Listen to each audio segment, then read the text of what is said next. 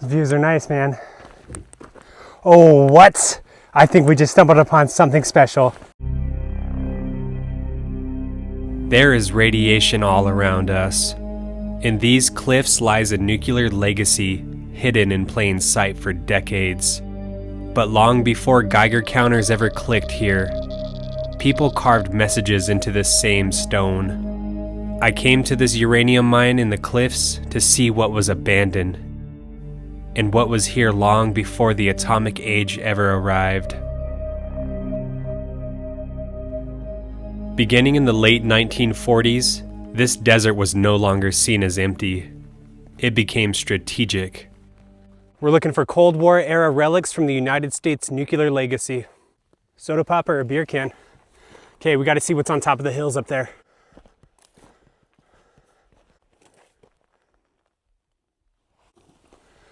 Some would think this is a hiking cairn, but I think someone was staking their claim back in the 50s. They would set up big markers to show that's their spot that they staked with the federal government. What do we have here?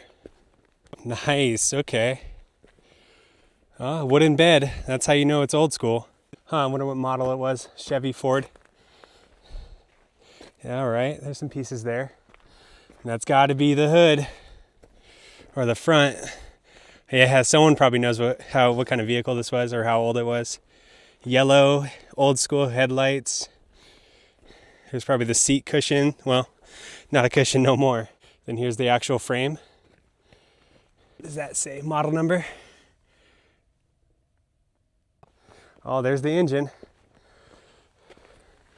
Oh, that is old school.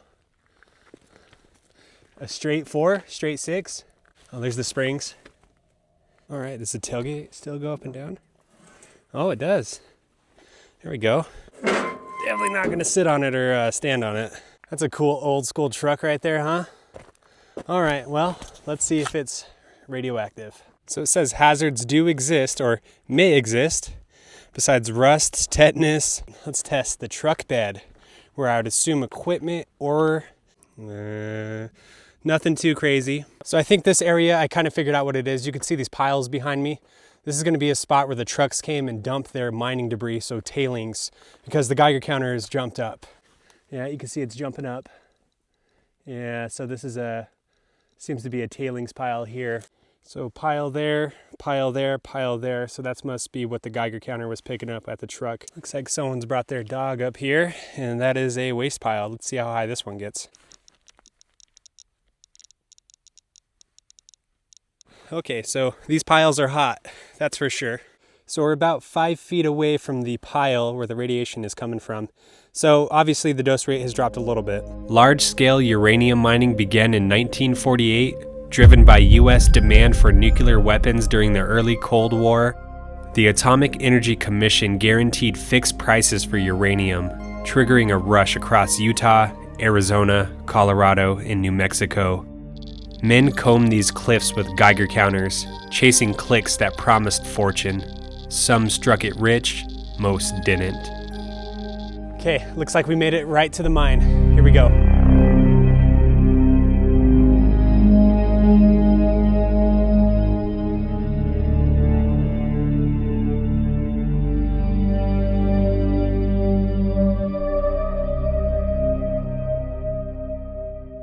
The endless hunt went on. I'd heard that the most likely places to look for uranium in this area were in 3 separate strata. This is the Moenkopi Formation, generally chocolate brown rock. This the Shinarump, the yellow-gray capstone. And the Chin Lee of poisonous pastel shades. Here nothing grows. Petrified trees from some long-forgotten forest. This one's hot.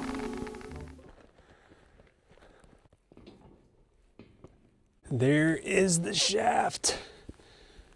Ooh, not too far down. What's left of the pulley system that they had going on. The little shack or house would have been right here. And this says, open mine shaft. Danger, abandoned mine.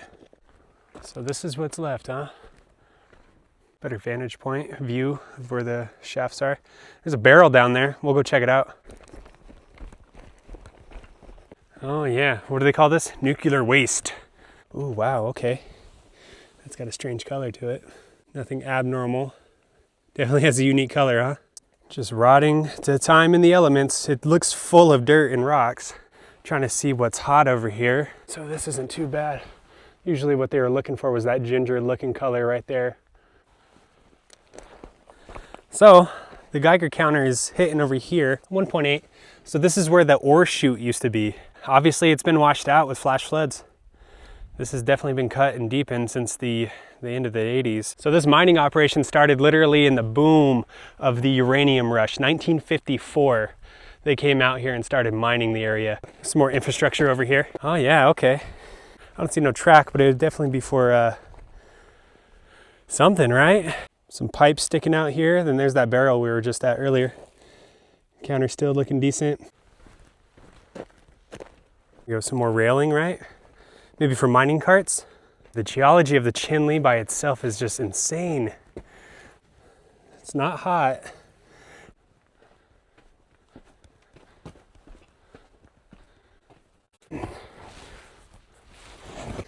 Escape. Oh, yeah.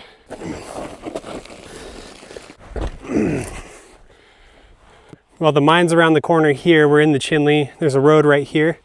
And I thought this yellow layer would be a little bit more radioactive, but it's not. Seems like there was a dead tree over here that just started disintegrating because there's a lot of it. As you can see right here. This is all pieces of petrified wood. The Geiger counter seems to like this stuff. It makes sense though. It definitely has a yellow ginger look, kind of similar to yellow cake when it's fully milled and processed, but it seems like it's this white layer. This white layer is what's hot. It's definitely this yellow layer that has the petrified wood in it. Multiple pieces all over the place. And the white layer is where the uranium is. So this entire area was scattered full of roads and mines and stuff like that from the Cold War era. So we're going to continue on and we're going to see what we can find out there in the boonies. What time is it? All right, it looks like we got to get going. But the real cost of the uranium rush wasn't measured in dollars. It was measured in lungs, and in land that would never fully recover. Across the American Southwest, miners worked underground with little protection and limited understanding of radiation exposure. Many spent long hours beneath radioactive dust, unaware of the long-term consequences. Lung disease followed, cancer followed, and when the Cold War moved on, the mines closed, but the waste remained. Today, hundreds of abandoned uranium mines still dot public lands across this region. Cleanup continues decades later. I returned to House Rock Valley, looking for my own private big one, not realizing how much I had to learn. Meanwhile, I kept staking claims on any sign of surface reaction, wondering at the same time what I was doing out here.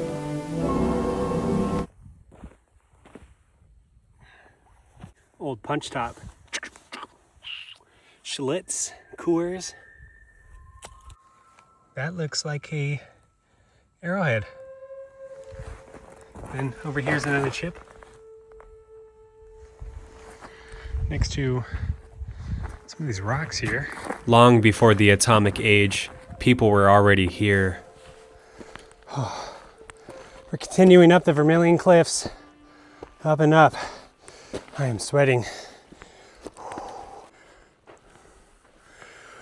Pipe way out here. Probably getting spring water. It's no longer in use, obviously, but water is the most sacred thing out here, that's for sure. Okay, we'll continue up. Okay, we're back on the road. It's faint, but we're on it.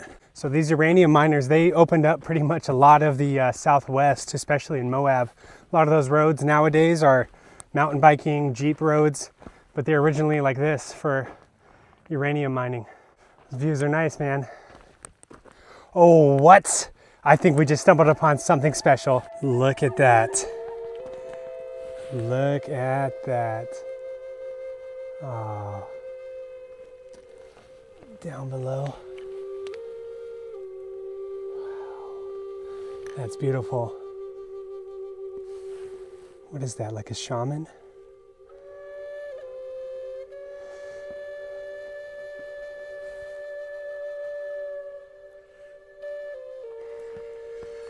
Here's another one.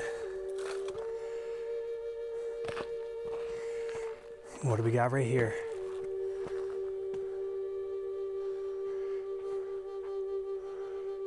What is that? In the same rock layer that the miners tunneled into, ancient peoples gathered minerals for paint, tools, and ceremony, not to export, not to weaponize, but to live with the land. These petroglyphs weren't accidents.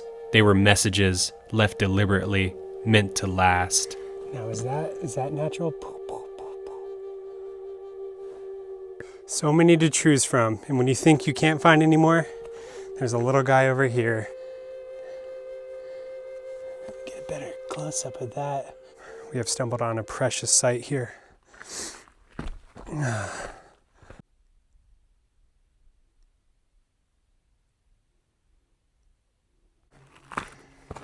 So that pipe is buried underneath this rock. You can kind of see it right there. We'll climb up and see how far it goes. Those Chin Lee boulders. Just more sand dunes. My curiosity always gets to me, man. Just keep going over the hill, you'll find something, but up here there's nothing. So we're gonna go back down. Okay, we'll follow the pipe back down, get to the bottom. Okay. What do we got here?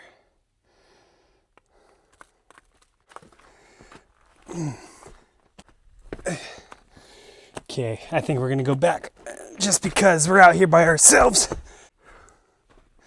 There's one more. Wow, dude, they're just everywhere.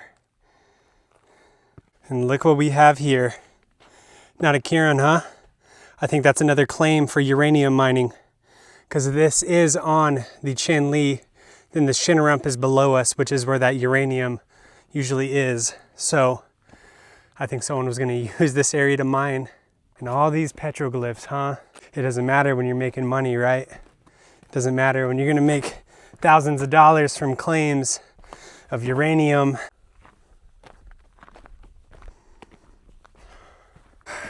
The sun is going down, man. But I'm like a kid in a candy shop over here. I keep wanting to find more, just more and more and more. I guess it's not all hopeless. Look at that chunk of petrified wood. Oh, there's the tree. You can see the tree rings right here. That is an old tree. Long before uranium, people came here to become part of the land, not to strip it, but to survive alongside it. During the atomic age, this same desert was carved apart to shape a world far beyond these cliffs. The mines are closed, a fever faded. What remains is the land, and the marks we've chosen to leave behind. Petroglyphs on the surface, shafts beneath it, two very different messages written into the same stone.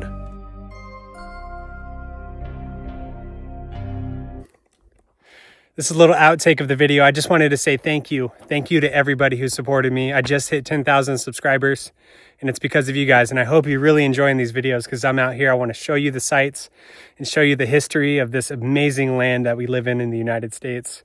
Life is beautiful, folks. All right, well, that's what I wanted to say. So thank you very much again. Have a good day, guys.